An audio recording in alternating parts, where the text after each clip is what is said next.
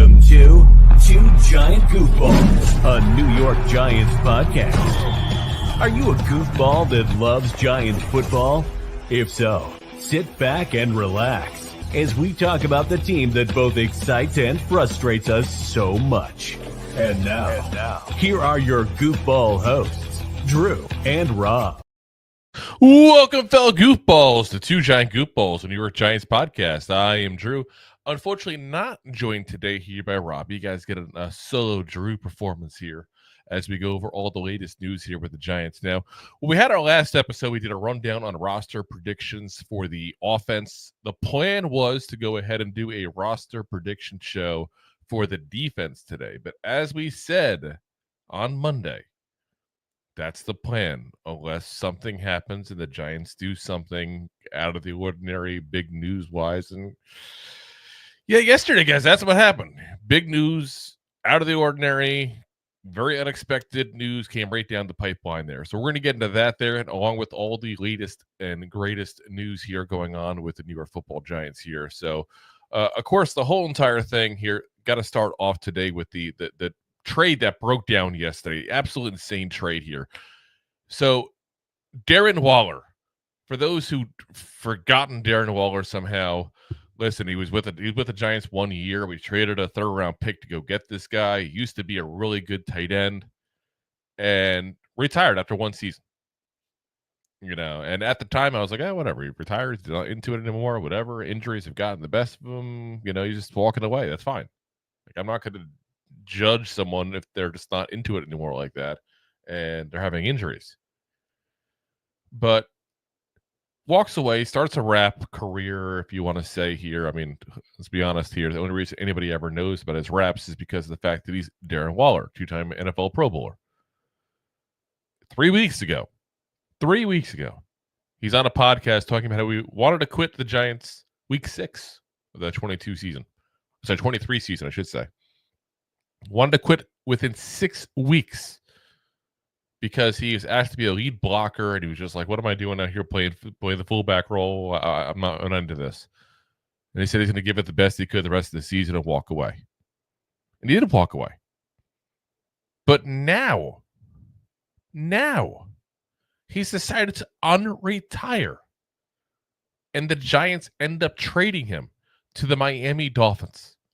Now, because of the fact that he was under contract for the Giants still, that's why the Giants own the rights. Now, y'all might remember Tiki Barber at one point decided he was going to try to make a comeback within the NFL. Unfortunately for him, way too late. Really, nobody was interested. But that's where I kind of learned this role there because of that. So basically what happens is when you retire, if you're still under contract and you unretire, whoever had your rights retains your rights, and that contract just restarts up again, basically. So the Giants still had him under contract, technically. So now we go from him deciding to unretire. Some kind of conversation was had within him and the Giants, and I'm not going to start guessing on what that conversation was. Either he said, I don't want to be a Giant, or the Giants say, we don't want you to be a Giant. Either one of them is a very plausible scenario for me, let's be very frank. So he ends up getting traded to the Miami Dolphins, who, of course, just traded their tight end, Jonnu Smith, very late in the trade, meanwhile, which is a little bit weird, this whole scenario, too. Very late in the trade, Jonnu Smith got thrown into Pittsburgh in the Jalen Ramsey trade, where they got Micah Fitzpatrick back on the Dolphins there. And there was a lot of misnomers going around initially when this trade broke, guys. In the end, the Giants get a conditional 6th-round pick, and the Dolphins get Darren Waller and a 7th-round pick. Now, I have not heard anything yet on the conditions of getting that 6th-round pick. And I think we really need to analyze that part of it there. Because I hear a lot of people saying, Joe Shane's cooking. We got something for nothing. We got for a guy we didn't expect to be able to trade. I can't call it cooking right now, guys. Like, we went from a 7th round to a 6th round pick. And that's only if things work out in Miami's favor. We got like jack shit on this. Like, can anybody really be excited about this trade? Like, I'm a little shocked that I saw some people point blank acting as if we just made the monster trade of the year. We gave up a 7th round pick. We got back a conditional 6 in this. That's it. And I don't know what discussions were had here, guys. But point blank, if I was Joe Shane, I'm like, this ain't worth it. This is not worth it. Why am I going to trade away somebody who you clearly want for the potential to move up from the last round to the second to last round? Again, the potential, because it's a conditional pick. It's absolutely insanity. Now, had he stayed on the roster, there's salary cap implications and all that kind of stuff. You know, I get that. The Giants could have easily made that money and figured it out. And they could have called his bluff. I don't think he got enough personally. And I think I'm the only one I've heard say that. But you want to unretire after 3 weeks ago. 3 weeks ago, you just talked about how you decided you were done. And now all of a sudden you want to come back. Makes me really think that maybe he didn't do the best with money and money's running out. We know he's giving a lot of people money for his rap career. That clearly is not working out. And clearly, he can't do it. He's not a good rapper, guys. You know, far be it me to be the judge. It's not like I'm like the greatest, you know, aficionado on hip hop and rap here, but you know, it's crap. Like, there's music I don't like sometimes, and I can say, listen, it's not my thing. I get it. I can see where it's got a catchy beat or whatever. His is auto-tuned to hell. So I got to think money's running out is what's going on. I don't know. Don't pretend to know his bank account here. So he goes down to Miami, which what we're hearing is where he wanted to play. And he'll be a Dolphin this year. And I got to say, aside from the football aspects of this whole thing, on a personal level, I'd be very concerned about Darren Waller in Miami. Like, no offense to the city of Miami. Again, a Florida guy. I've been to Miami plenty of times. You know what's rampant all over Miami? Drugs. Point blank, drugs. So they have a recovering addict who's potentially running out of money, gonna all of a sudden be handed money, and you're gonna drop him into a place that's literally known for drugs everywhere. I just, listen, regardless of what I think about the move on a football aspects, I just hope this man has a support system around him. And I'm not acting like the New York area is free of drugs. Obviously, I grew up in Jersey, went to New York plenty of times. I understand there's drugs there as well. Miami is a party town like that, guys. It's everywhere. Absolutely everywhere. That's a very, very potentially dangerous spot for him to go. And again, like I said, no matter what I think about it from a football standpoint, point blank, I'm a little concerned with him as far as a person doing that in that kind of scenario there. But, you know, strictly from the football standpoint, I wouldn't have made the trade. Point blank. Not doing it. You can either stay retired, come play for us for a year, and we'll figure out next year maybe what we do. Or we're going to go ahead and trade you to whoever actually is going to give us something for it. Because we got nothing in this. And it's really, to me, it's a disappointment. And the whole thing's a disappointment. I mean, the fact that Darren Waller, 3 weeks ago, saying he was done 4 weeks into the season. Now all of a sudden you want to come back? It's kind of an embarrassing as a Giants fan. It's almost like he's like, yeah, I just didn't want to play for the Giants. That's what it comes off as to me. You know, and I like I said, we don't know a lot yet. There's still stuff that'll probably pop out and trickle out here and there. But tell you this, I certainly did not think on Tuesday I'd be getting messages all of a sudden that, you know, Darren Waller unretires and is traded to the Miami Dolphins. Crazy. That's part of the fun of being a sports fan. You never know what's going to happen, guys. Even when you think you do, you never know. And that's the fun of it. And that's what's going on now. A surprise move that I guess we can be somewhat happy about potentially. You know, I mean, we didn't give up anything that we had. We did move up around. To me, it's not enough. I wouldn't have made the trade. I would have waited and gotten a better deal for him. That's just me. But I guess the Giants didn't want to have that kind of stain on them, like as if we're keeping a player hostage. But that's what a contract's all about, guys. May not like it. That's how contracts work. So, all right, let's get into talk on actual Giants here. People that are on our roster and actually want to play for us here. So we get a lot of news going lately with people giving their thoughts and ideas on Jaxson Dart here. So Greg Cosell came out with his latest thoughts on, what's going on here with Jaxson Dart and what he thinks of him as a potential NFL quarterback here. He said, Dart's an interesting player. The mobility is a factor. You do have to factor that into the equation. Everybody always says, well, he's not special. Well, I don't know what they mean when they say that. There's only one Lamar Jackson. There's only one Josh Allen who's 6'5", 240. There's only one Mahomes with his spatial awareness. So you can't just start saying, well, it's not special. He's going to run for first downs. He may not be the fastest guy in the field, but that's a part of his game that's meaningful. I think he's a good thrower. I don't think he's a great thrower. I thought that at times his deep throws lost a little bit of energy on the back end. Sometimes he works hard to throw the ball. I think he needs, in some ways, what Russell Wilson needs. He needs a complete offense. So, yeah, that's where it's at. I mean, he's level on that.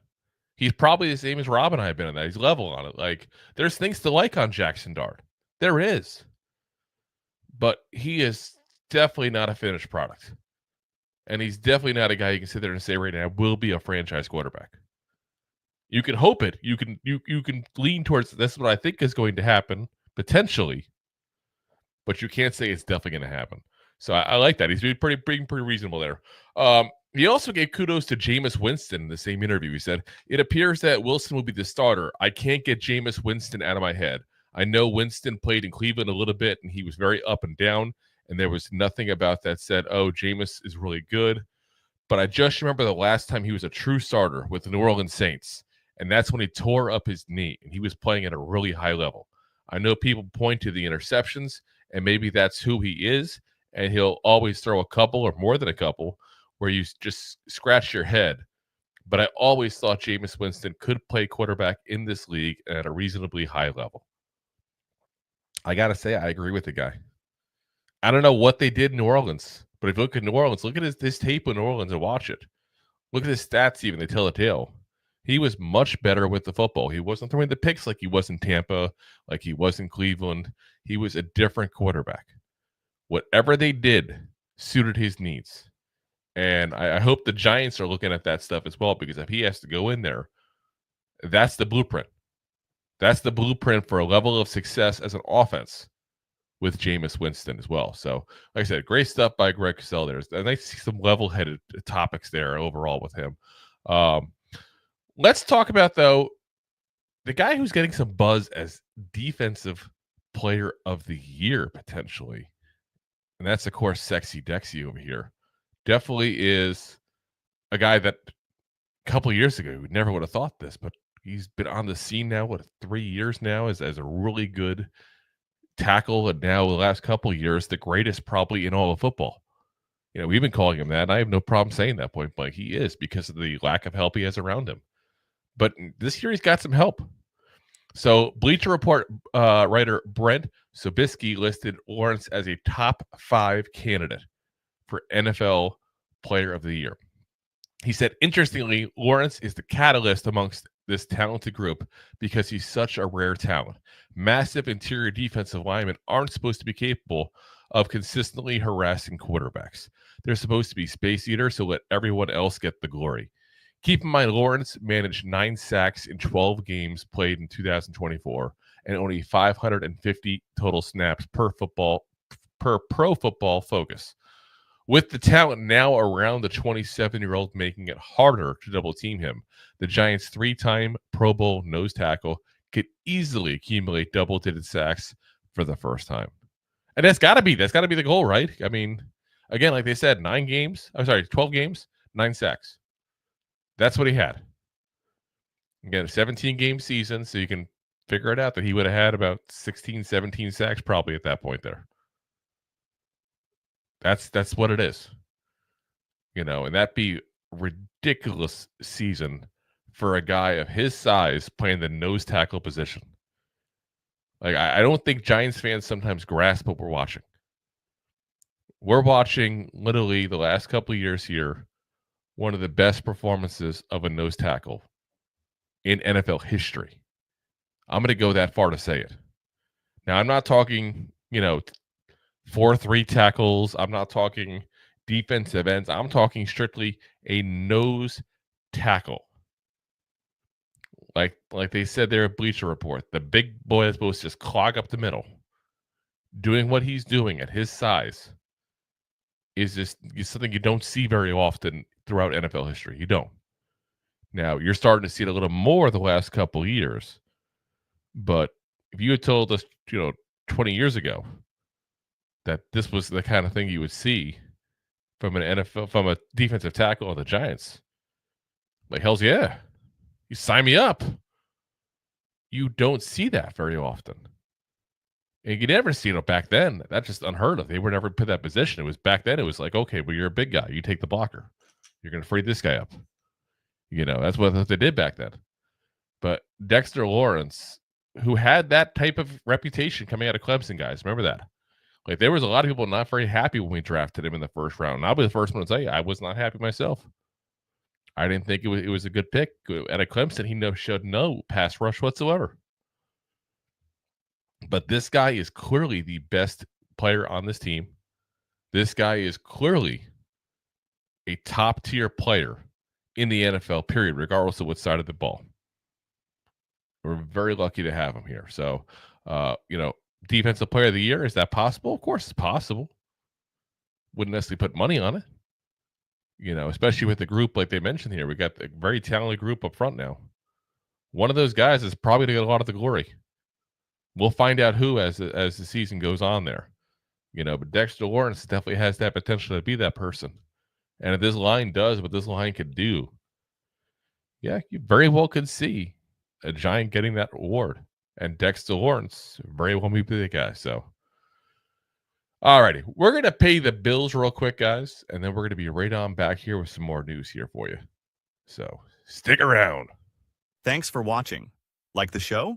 Of course you do, or you would have turned it off by now and not be hearing me. There are plenty of ways to support the show. YouTube is the best place to join us, and we offer memberships there with fun benefits like custom emojis and early access to video clips. Of course, there you can also send super chats and stickers to send one-time support payments. The best way to support the show is to buy these drunk idiots beers at buymeacoffee.com/2giantgoofballs. Along with one-time support payments, there are also monthly plans, so you can continue to help kill their livers each month. You can also show people that you are a goofball by visiting our store at 2giantgoofballs-shop.fourthwall.com.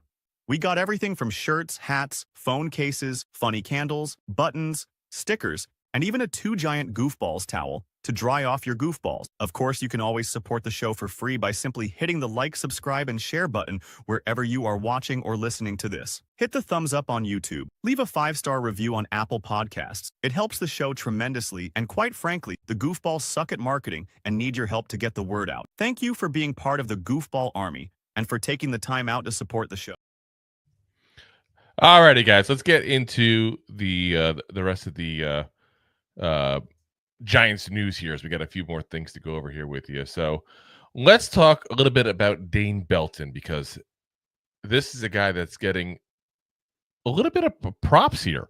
Who, listen, I have never been that high in Dane Beltton. I don't hide that. Never have hided that. But we have a guy here who is it's like Charles Dickens here, the Tale of Two Cities, a guy who is known for making big plays and is known for messing up some big plays as well. Like, that's what he's done. He's the feast or famine kind of player. But Jordan Raanan, who I always like his stuff there because, again, he works for ESPN. ESPN doesn't keep him shackled to saying nice things only about the Giants. He just tells me what to say.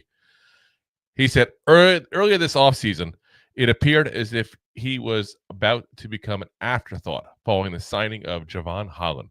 But think again. And then he gives a quote here from Shane Bowen. He said, he has been really good for us here early, like he's had a really good spring. We're always finding ways to get him on the field, what he can do for us to help us. And then he says, Jordan continues saying, Belton was making plays seemingly every practice this spring. He had 3 interceptions in the 5 workouts open to the media. Even if he's not a starter, it appears that the 4th-round pick in 2022 will have a role as the 3rd safety. And why not? When he's on the field, he has consistently created turnovers and made plays. Yeah, I mean, they're not wrong on that one. Again, we've said it before, like, at least the first play ever as an NFL player was week 2, 2022 against the Carolina Panthers. And he was part of a fumble on the coverage team for the opening kickoff. But that's the thing, is that he still makes a lot of mistakes. I see you, Jay, in the comments there, talking about the misassignments and the blunders. Yeah, I mean, that's definitely part of it there. He's definitely a guy who's made a lot of missed assignments there. And I remember a couple plays that, again, we've gotten on Deonte Banks a lot. But I remember a couple plays I saw where Deonte Banks was in soft coverage expecting help from a safety, and the safety wasn't there.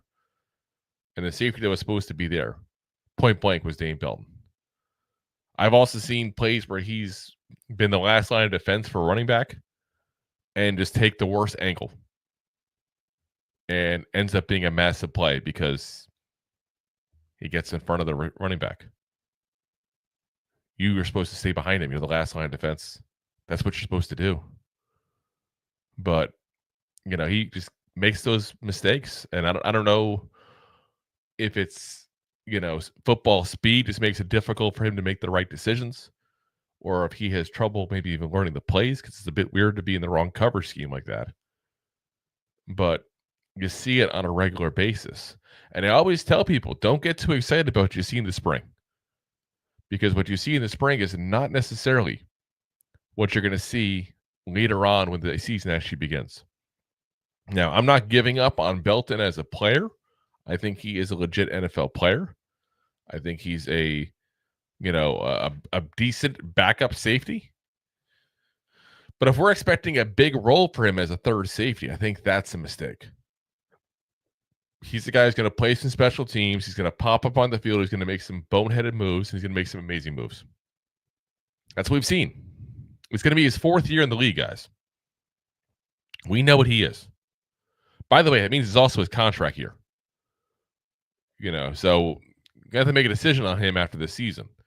And from what I've seen so far, again, if we can get him cheap, yeah, great. But if he wants any kind of money, I'm moving on. I think we can draft a guy just as good that won't make the mistakes he's made. And again, you got to focus on what you've seen in this career that he's had now. You've seen a lot of boneheaded mistakes. You've seen a lot of great mistakes. Are you willing to deal with a feast or famine of players? What it boils down to. If that's for you, great. But to me, I don't want the feast or famine. I want the steady. I'd rather get the guy who's going to make the right move. Maybe not, quite get that fumble recovery. Maybe not quite get that interception. Because he's also not giving up the big plays that Dane Beltton is giving up. That's where I'm at. And Jay says, my favorite Giants offseason sentence starters: if X stays healthy, or I'm not giving up an X. I'm not going to give up on a player that literally we need right now. That's where they're at with him. We need Dane Beltton because he is probably the best 3rd safety we have, barring anybody coming out randomly out to replace him. We got some younger guys that we're still giving a shot to, but he's probably our best bet based on what we've seen so far. So I'm not going to give up. I'm going to root for him. I just don't have high expectations. Keep it, like I said, keep it realistic. I just don't have those high expectations. So, all right, let's talk about the top 100 players in the NFL, because the Giants actually apparently have 2 of them, which let me be very frank, that's not very good for us. There's 32 teams in the league, top 100 players. We should have at least 3. But 2 at least make it to the top 100 players in all of the NFL. So those 2 players, probably no surprise whatsoever. Dexter Lawrence, who comes in at number 29, and Malik Neighbors, who comes in at 45. Now, Malik Neighbors, yeah, that's probably about right. That's probably about right there. Dexter Lawrence, that does seem a little, too down the list for me.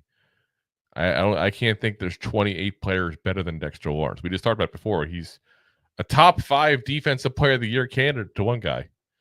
But now he's the 29th best player in the league. He's got to be considered a top 15 player just because of where he plays and what he does. It's just not common. Now, this was based off the list that Pete Briscoe did for the CBS Sports there. Here's what he wrote on each. For Dex, he said, Big Dex mixed time with injury last year, but he was a force before being sent to the sidelines. He can play the run as well as anybody, but he can also push the pocket. He's a massive force inside. And then, by the way, he was number 19 last year. 19. You tell me how it makes any sense that a guy who played 12 games, gets 9 sacks, still is a beast on the running game, and drops from 19 to 29. That's a damn big drop, guys. May not seem it to some people, but I'll say point blank, that's a damn big drop. Name me one part of Dexter Lawrence's game that was worse last year than the prior. I can't think of a damn thing besides obviously his availability, the injury thing that happened. You can't drop down a guy for hitting his very first injury like that in his career. Like, he's never been a guy to miss time. To take him down 10 spots because of that, that's what it is. I got to think it's the only thing they said negative. Absolutely insanity. Now, Neighbors, Briscoe writes, as a rookie, Neighbors had 109 catches playing in an offense with major quarterback issues. As that position gets better, so will his numbers. He averaged 11 yards per catch, but he has more big play ability than that number would indicate. And he damn sure does. I mean, could you imagine if he just even got 13 yards per game, which is, I'm not going crazy. I'm not saying jumping from 11 to 30, like nothing insane like that. That right there is 218 more yards of receiving right there alone. Just 2 yards difference. That's why we keep saying, like, you get this kid a legit quarterback, and hopefully we have one now. And all of a sudden, you got a guy who is an all-pro type of receiver. Because if you put those numbers on him, I said 2 yards at that point. So you're talking 218 yards additional at that point. You get 2 yards per catch, just additional. You're at that point, 1,422 yards on the season. That's a legit number. So this is a kid that literally, I'm telling you right now, I would not be shocked at all to see him potentially start grabbing more Giants records. If you look at the catch record, he already has that, obviously. The receiving yards is 1,536 with Victor Cruz. That's pretty damn good right there. Now, that's possible, though. If he's 1,422 yards last year with just 2 more yards per catch, and now he's going to a spot where you got a much better quarterback. I know it's just going to hurt you, Jay, to hear that, but Russell Wilson is a much better quarterback. That's pretty damn good. And if he can get a couple more catches, get those 2 yards, he's right there. And, by the way, his rookie year, he literally had the 9th most yards at that point than anybody else ever put on the Giants uniform. That's pretty damn good. Now, here's the thing. Yards per reception. Only one person had under 12 yards per reception. That's on the top 10 list of the Giants, by the way. And that's Steve Smith, who had 11.4 yards per reception back in 2009. If you look at this list, everybody else is like 14, 15, 16, 18, to the ridiculous 24.7 yards per catch for Homer Jones back in 1967. So that's damn good. That's for him to get what he got in the situation he was in. I'm telling you, he's going to make a climb on this list next year, I think. I really do. And I'm not going to blame them for putting him 45. I don't think that's crazy whatsoever. I really don't. But, we'll have to see what he does in the offense, how the offense does to him. They target him less maybe and try to spread the ball out more. That's always a possibility too. But I think he's going to have a hell of a season. Jace's Neighbors ceiling is 3, right under Jamar and Justin. Depends on injuries too. Like Jamar Chase has had his injury issues. He hasn't necessarily been healthy for a lot of seasons here, during his career. I mean, I a lot of times he's missed. So 2 out of his 4 seasons, he didn't get over 12. He didn't get over 1,250 yards. So, who knows what's going to happen. And he's played a lot through his injuries too. I'll give him the credit on that. But Jamar Chase, you don't know. You don't know what season he's going to have. I mean, look at his numbers here: 1,455 yards, 1,046, 1216, 1708. You don't know what you're getting. And again, it's because he's nursing a lot of injuries. And he'll play through them. A lot of times he will. I'll give him the credit for that. He's only had the one season he missed, 5 games there.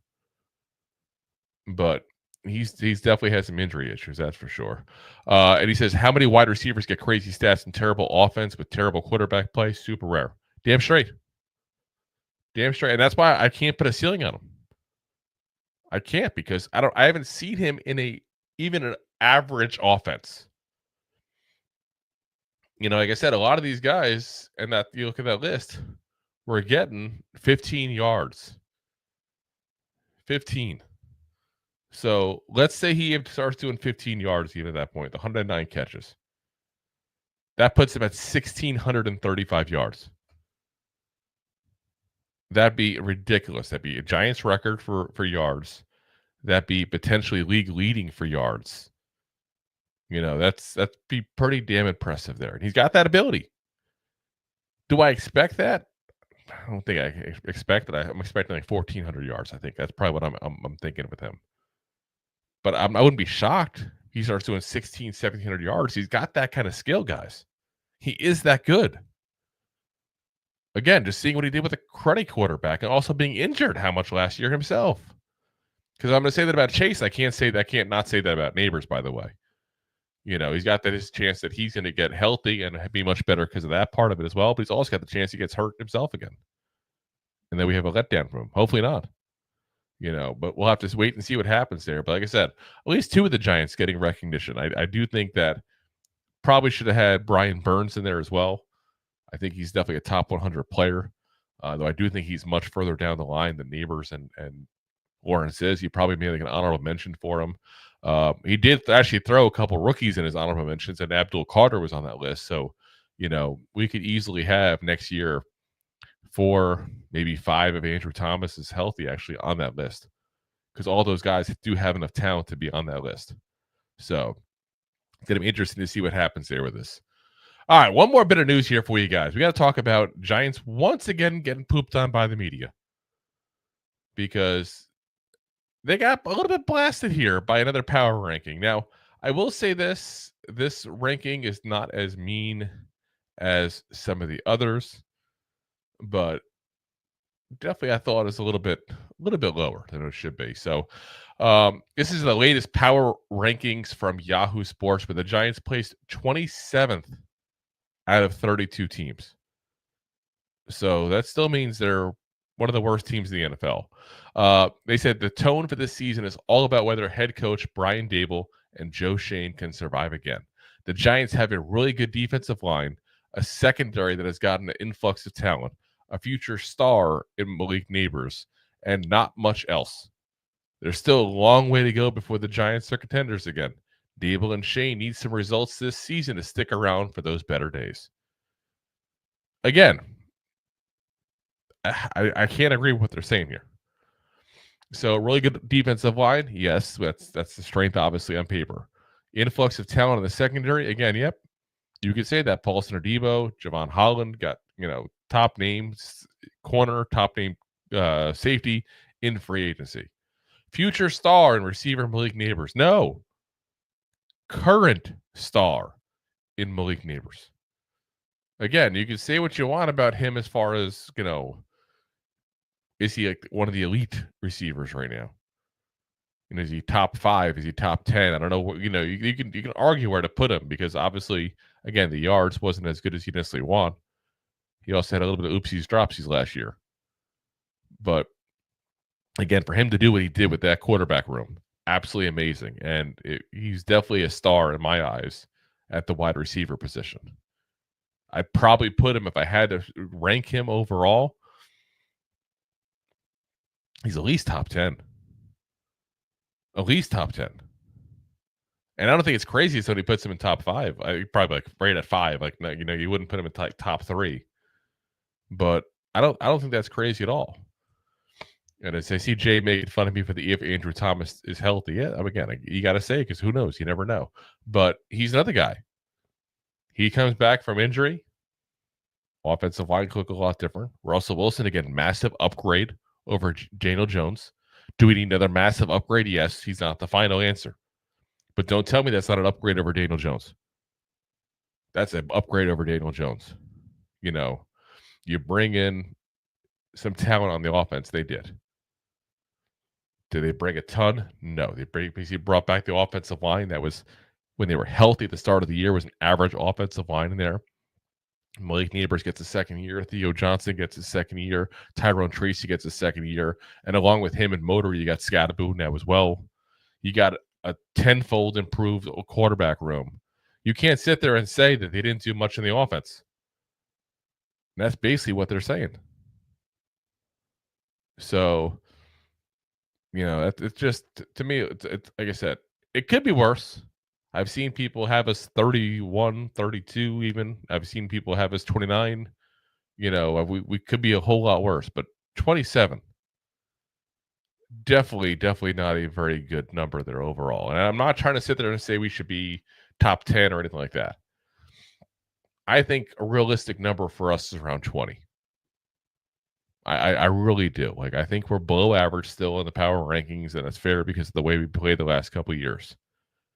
But when you have a huge strength like the defensive line we have, when you have a much improved quarterback room, when you have talent already on the roster, it's hard to do that. I don't understand how all that kind of gets ignored to a certain degree. But that's what's going on. That's what's been going on. But you know what? The Giants have played their best in history when we've been the underdog. So that's fine. We'll be the underdog again. That's not a problem. And this year, when we actually start winning for once, with this tough schedule, I don't want to hear it. All I want to hear is apologies from these guys. Say, oh, we're wrong. Clearly understated things. Because that's what I feel like these guys have done. Again, I'm not saying we're going to be a playoff team. I'm not going to say you're amazing, great. We're going to be an average team this year. And from where we've been the last couple of years, that is an upgrade. And I know it's kind of sad to shoot for that. But you got to crawl before you run. I'm not even into walking. I'm talking about running. That's what the Giants want to do. We want to win another ring. We've been on that stretch of winning one per decade. Well, we're halfway through, guys. We have not even sniffed a ring. And that's what we're looking at. Is we got 5 more years, guys, to get a ring. Actually, not even 5, 4 technically, if you want to, depending how you want to count a decade, at the end of 29 or the end of 30. So that's the goal here. That's the mission. So hopefully this year is a right step into getting towards that mission there. So, all righty, guys, we'll be back again tomorrow. for you guys, going over all of the roster predictions for the defense. So we'll be doing that there for you, going over each individual player that's on the roster currently, what we think they're going to do as far as if they're going to make the roster, what kind of season they'll have if they do, that kind of thing. So if you haven't already, guys, hit that like, hit that subscribe, hit that share button, tell a friend about the show.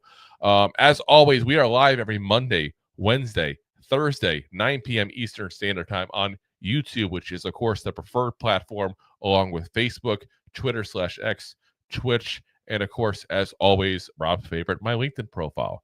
And, of course, as always, we're available the next day on all the audio podcast platforms, well, Apple, Spotify, iHeartRadio, Pandora, all the big ones there. Again, if you like video or audio or both, keep in mind you can subscribe to as many as you want. We're not going to complain. And again, since this is now officially the first show we've had since the turning a calendar here over into July here, we do got to give a thank you. I mentioned that we were, on pace to go ahead and smash our record for downloads. We beat it by a good 15% on the audio side there. So want to thank everybody that's listening on the audio, because I always feel bad. The audio listeners I don't feel like they get be part of the show as much as the video people are, but we know you're out there. We know you listen on a regular basis. I can see the downloads, so I see what's going on there. Like I said, your support is also appreciated. I want to make sure we give you guys a shout out on an occasional basis as well. And I figure that's a good time to do it, since you guys helped us crack a record there. So especially in June, I should say too, like when nothing's going on, like that's pretty awesome. All right, guys. So again, we'll see you guys again tomorrow night, 9 p.m. Eastern Standard Time here. As always, guys, go G-Man! Go G-Man! Thanks for listening to Two Giant Goofballs, a New York Giants podcast. We appreciate your support. Thanks so much. Please, I'm begging you. Please subscribe.